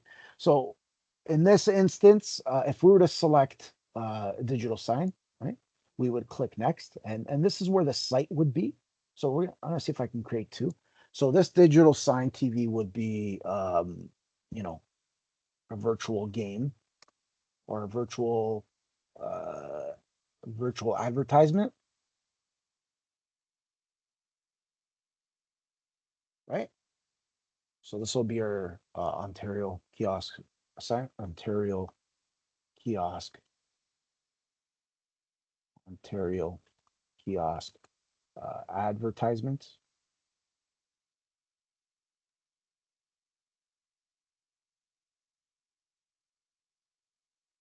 right? And then we'll want to restart Edge after someone has not used it. You could set that up. We could set that up never, right? If it's an advertisement that we want on 24 hours a day, or we could just set it up every day, once a day, right?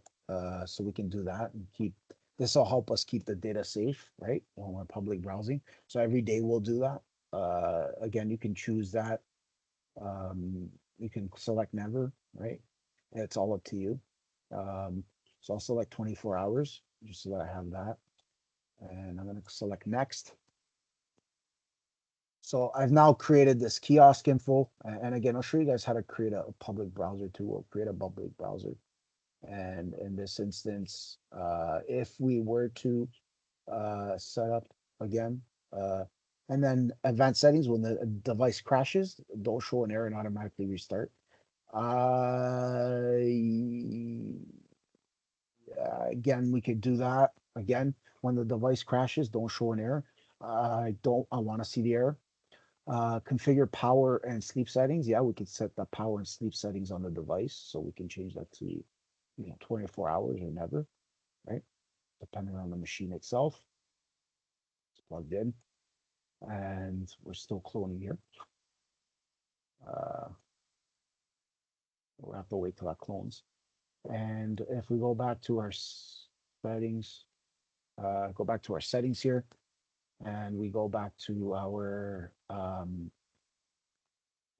settings. We go to our other users or accounts, and then we'll go to other users, right? And then we could set up a kiosk here. And again, we set up this kiosk, right? We can set up the kiosk app here, right? We can choose the mode that we want. So if we want a public browser, again, we can select the public browser, and this will have limited features. If we want it to be a browser app, right? Or we can search. I'll just leave it as is for now. That's our first test, and I don't want it to show an error, automatic error. I want to be able to see the error or have somebody create a ticket, um, right? And then we can configure the active hours, which is another feature that we can use to, again, to save data and space. Once we're done, again, we can sign into our account just to set up as we did, right? So we can set up as we did here, and then do that. And uh, when we're in kiosk mode, we can use the control delete to exit, right? Okay, so that's good. That's done. I should be able to do a control delete now. Lock the machine. See what happens. Lock the machine.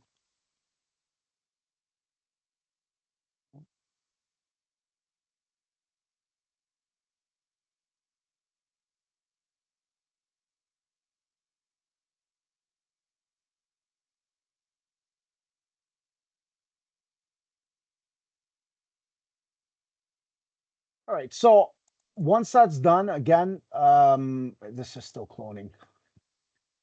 I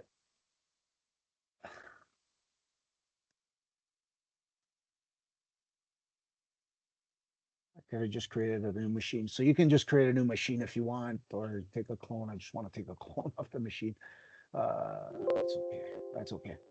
So if I go back to my desktop here, I'm going to go to, I have to verify the local account. So this is where I verify the local account.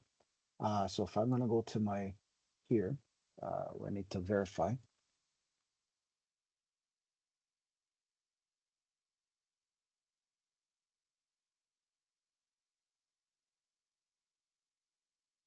Right?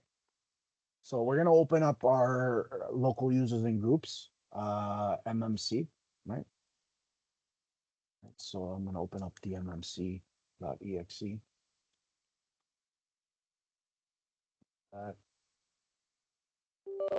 Right? And I'm going to add my local users and groups. File. Remove snap, add, remove snap in, and we're going to look for lusrmgr.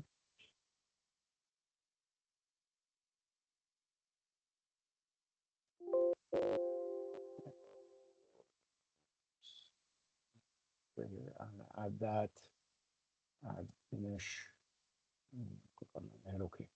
So here's my local users and groups. Within my local users, I have my Ontario kiosk user that's created, as you can see, right? So this is my local user, right, with Ontario kiosk. So we have now verified and created a kiosk account for this machine, right? And again, we would set the password here, right? We can set the password here for this account to be what the password is, right? So we're going to give it a password, right? And we're going to confirm the password.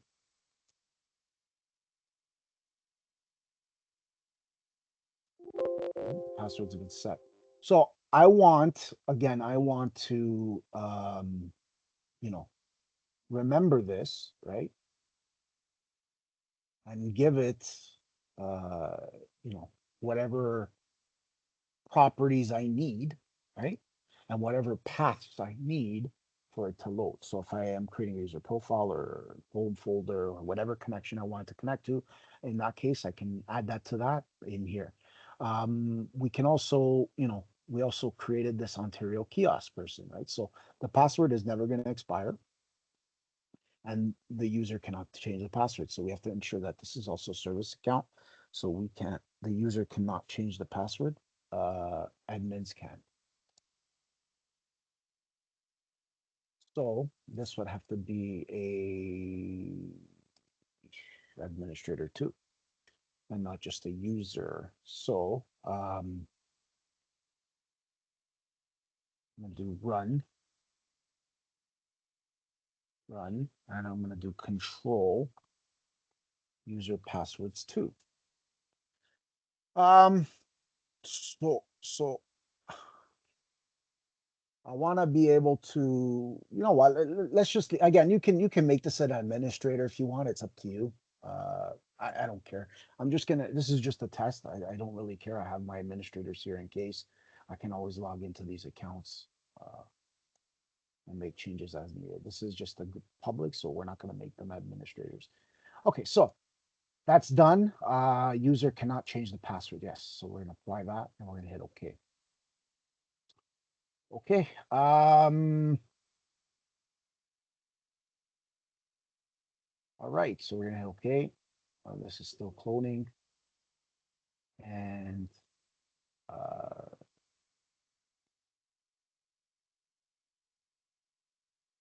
just gonna cancel out for now. Um, and I'm gonna sign out.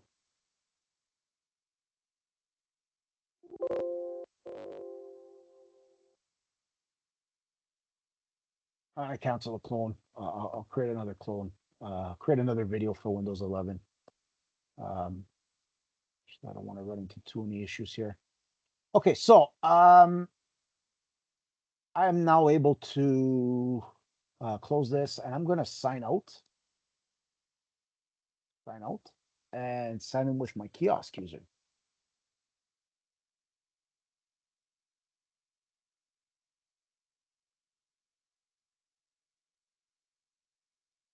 So as you can see here, you know, we can test, we can restart and test devices here if we'd like, and then open these kiosk users, right, as is, and load what we need. So in this instance, if we're going to use this machine now, and I were to sign in, I would run my Control Alt Delete, right, and I would other user, and this would be our kiosk machine, right, user 0, right. Right, kiosk user 0, right, and then give it my password. Now, if this was domain joined, we'd add that, right, and make that true, and then have our Ontario kiosk sign in. And there you have it, guys. At this point, I can, again, now disable kiosk mode.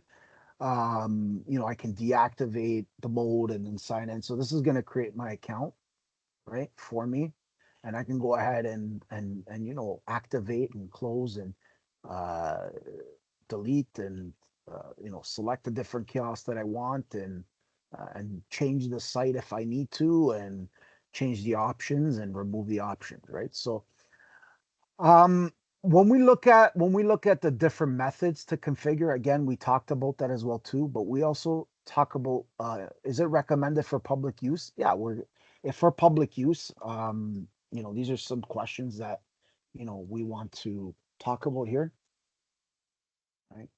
And you know, which kiosk mode uh in Windows 11 is recommended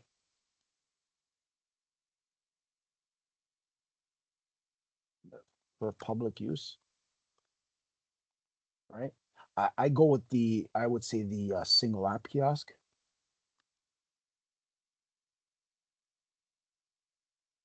mode, and more and is at most secure is the at most is the at most secure option, is the at most secured option to choose, right?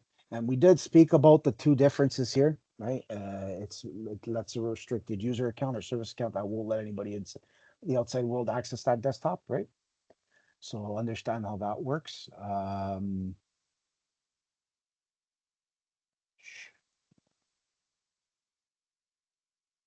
Right.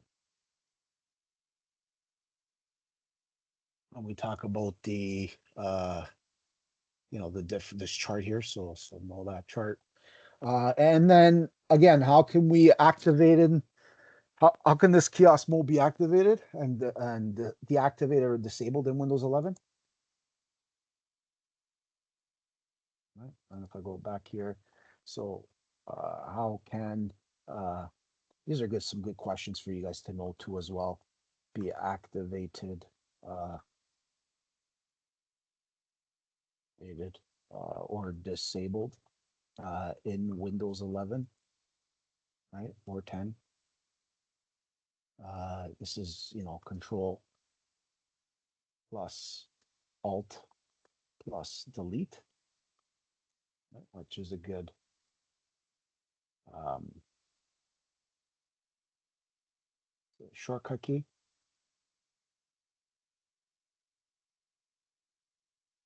Key. Uh, this will break um, out of the kiosk mode, right? And then have you log in to it as an admin, right? Um, right. So if we are removing Kiosk from the accounts settings page, right, and then selecting other users uh, section within the settings, right? So um,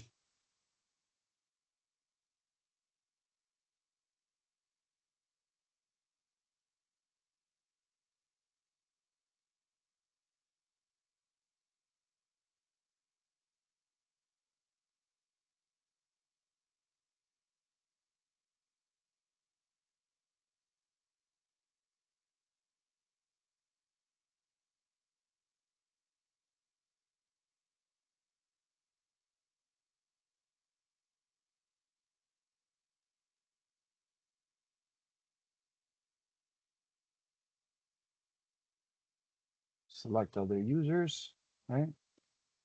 Uh, section within the settings area. Okay. So again, again, settings, right? I'll show you that, what I mean by that last part. Again, you would go to your settings. Did I put a web page? I don't think I added a web page. Did I not add a web page? Okay. Should open up Edge now. Did I give it? Do I have internet?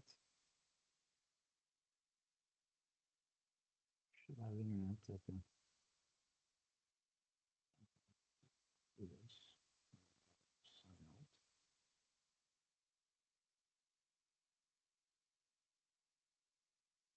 And because this is a test environment, we're testing it. We can go to the settings now and test it.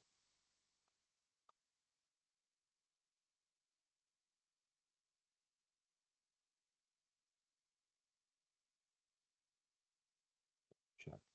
Let's see.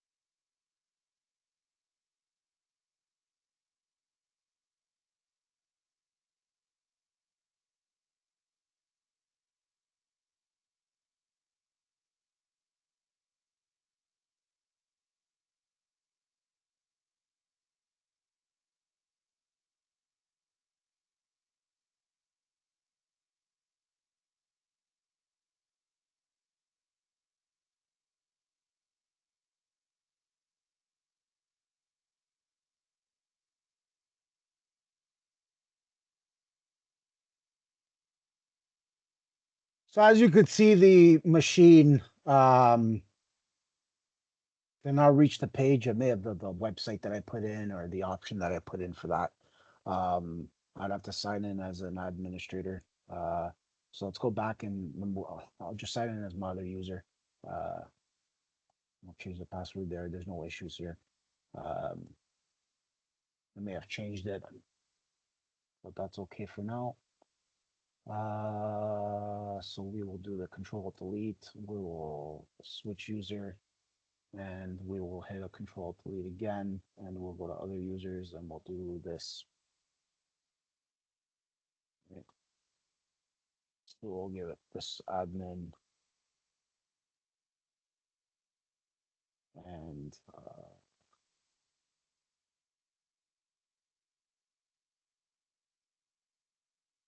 this is a local user.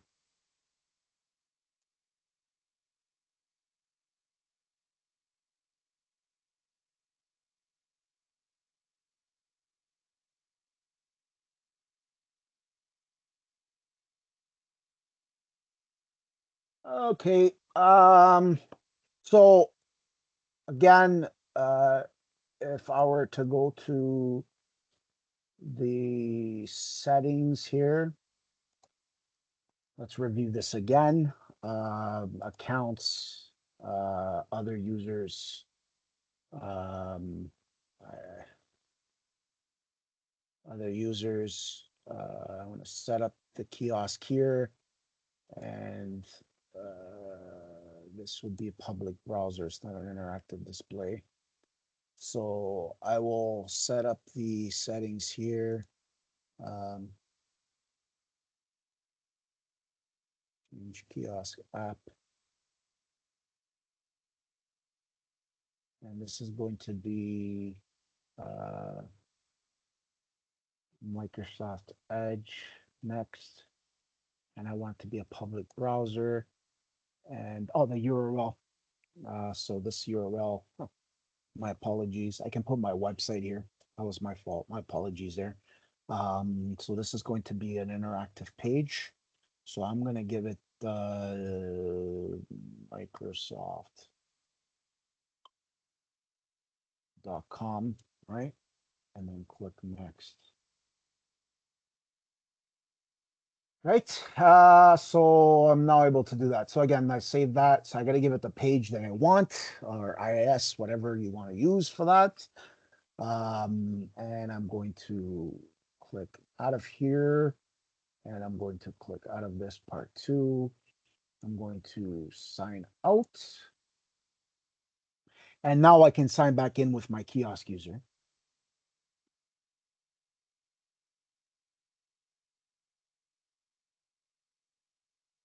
User, and this is a local user.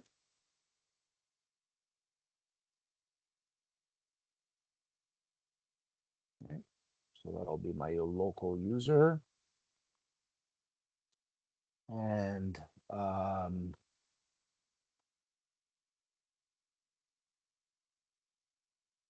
okay.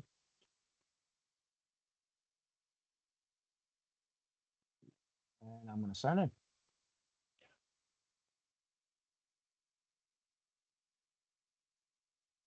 There's also, and this will sign into my page, which is what I want, right? Again, you can create the different settings here. So this will be our kiosk machine, and we can give it whatever we need, settings we need here again. But it looks like it just wants to set it up here, and that'll be our page that we want to load 24 hours. Um, so that's what the kiosk machine looks like and how to install it manually. Again, we can also talk about the intune.microsoft.com, right, account. So if it lets us, yeah. So we should be able to log into our kiosk machine, right, for this. And if we go to our Intune, so if we go to our Intune.microsoft.com and put in our username, um, so let's just do this. Let's go here. All right.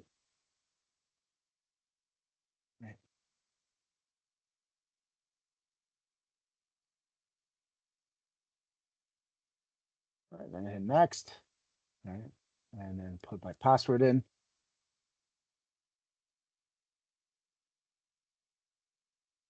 Right, so our kiosk machine is created, right? I'm going to use another method.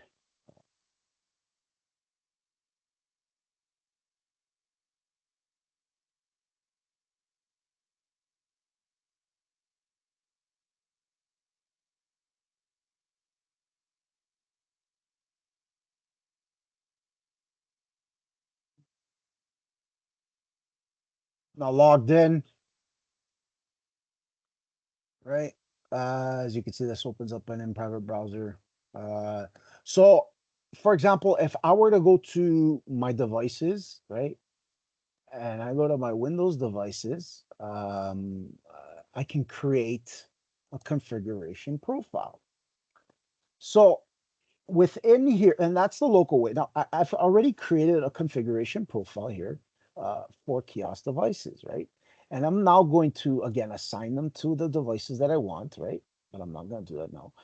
And I'm also going to create the different configuration settings, right? So in this instance, I've gone ahead and just, created configuration settings to run in kiosk mode. Before I select the kiosk mode, I can review your app settings in the mobile apps blade.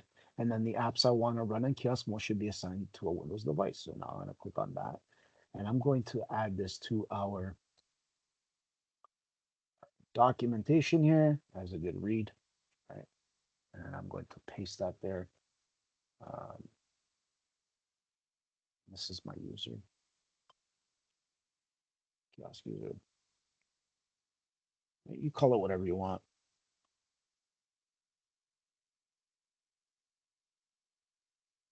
So it's kiosk user 0, right? I gave it the name for Ontario kiosk. So, so again, this is created. This was created, right? So, if we look at the different settings, I want to select the web page here for that. Uh, and into configuration. So this is how Windows and Windows Holographic for Business devices settings are run on a dedicated kiosk machine. So this is how we can use our frontline workers or frontline devices within our Microsoft Intune, and it applies to Windows 11, Windows 10, and holographic for business apps. Now, we can also use these kiosks to perform on other platforms, sort of like our Android device administration, right? And we can go to our Android Enterprise and our iOS and iPad iOS devices. So Intune supports one kiosk profile per device, right? So if we need multiple kiosk profiles on a single device, we have to create custom OMA URIs, right? I'm not going to show you guys how to do that, but again, this is a good read if you guys want to create those OMA URIs. Um, so this is how we would create our profile. Again, you can follow along with this, right? And I've gone ahead and already done this on my own. So I've selected the kiosk mode, right? So I have the different modes that I want to, and in this case, we're going to create a single app full screen kiosk, right? And if you want to learn more, you just click on that. I've already given you documentation on it, right? So you should be able to know how that works and how that doesn't work, right? Um,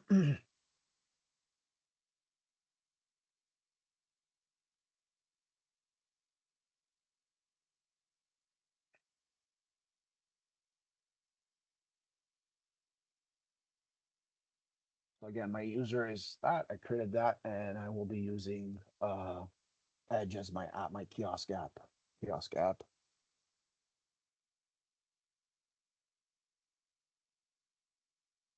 Microsoft Edge, and that's in private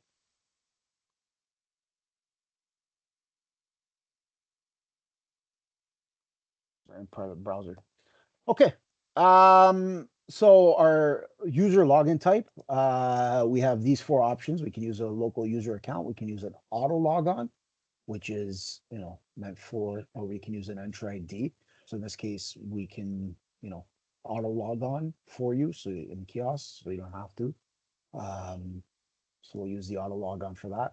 Our application type is our, we can add a kiosk browser, store browser, sort of what I showed you on the Windows 10 device, right? Or we can use the Edge legacy browser. So in this case, we're just going to have the Edge browser, right? And we're going to give it our kiosk URL of amazon.com. And this is going to be as a digital public browsing or digital interactive signage. I think we chose the public browsing, right? And refresh the browser idle time was in seconds. That's when Edge browser should restart to turn on the idle time.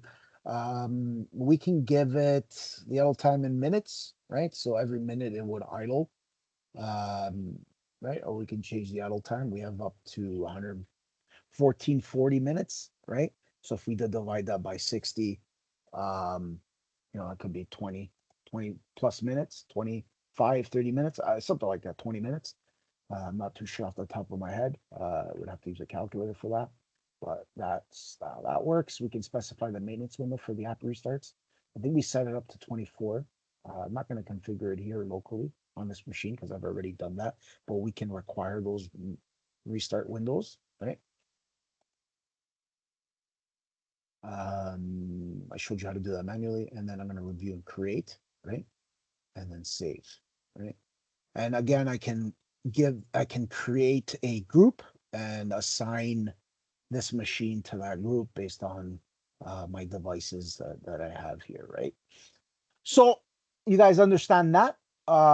Pretty easy, pretty straightforward. Shouldn't be hard.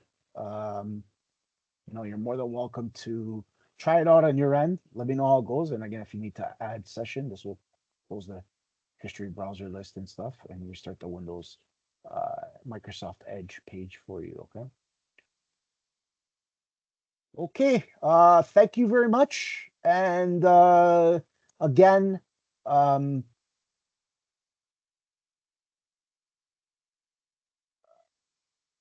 appreciate your time and patience, guys. Again, we discussed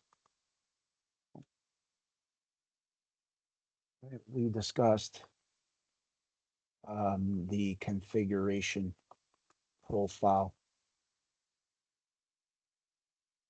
uh, kiosk settings, and went through all the settings within it, right? So if we were to, let's create a new one just to kind of show you how I create it. I would create this new policy. Sorry, it's not a setting, it's a policy.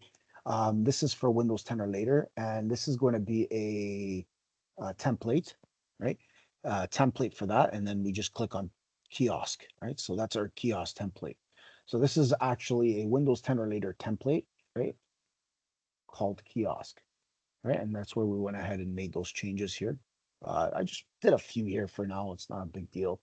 Um, again, these are some configuration profiles that I created for interactive login warnings, messages, and whatnot. And I can apply these to the um, different machines that I have in my assignment group or my security group for that, right? So in this case, again, I've created that already. So I'm going to discard the change, right? And I can view the report and the generator report here based on whatever I need to do with it, right? Okay, that's about it. We discussed the configuration and went through all the settings within it. Again, we created a configuration policy, policy, configuration profile policy, using the templates, right? Uh, the the built-in templates, right? So know about that. That's what we did. Again, I want to thank you guys all for joining me. Again, I apologize for this long video. Again, I want you guys to kind of learn it and see firsthand and not make sure you're not missing anything because I know a lot of this is a hands-on video series that I like to create and I want to make sure that you guys are also doing that as well too, right? So learning along and following along and making sure that you understand everything here is very crucial. Um, you know, so I hope this was very informative. And you guys learned a lot. I know I did many times, and I want you guys to kind of follow along with me and ask questions. So please feel free to message me, guys. Add me to your WhatsApp group. Uh, don't be shy. Questions are okay. Like, I just started this group, so it's a brand new group. Don't expect a million people to be on there. You know, I've been a teacher and trainer for a long time. I just recently decided to create uh, this YouTube channel for you guys. I didn't have to do it. I chose to because I want you guys to learn what I did and kind of understand what the job market entails, because it's not easy. So you need to kind of be able to know what you're talking about, not expect to, you know, think that and then get into a job and have everything done for you. It doesn't work that way. Let's see what you've got. Showcase your work.